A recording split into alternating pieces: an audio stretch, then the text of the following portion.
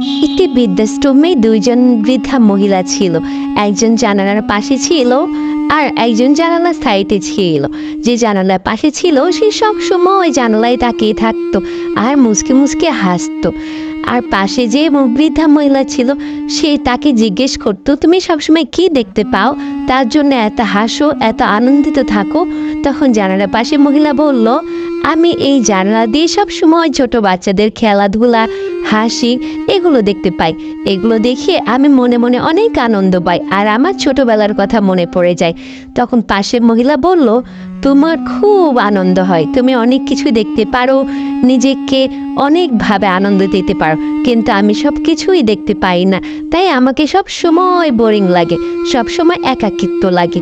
তুমি যখন থাকবে না তোমার ছিটটাতে আমি চলে যাব। তখন বলল, ঠিক আছে তুমি এসো। একদিন মহিলাটি মারা গেল এবং মহিলাটি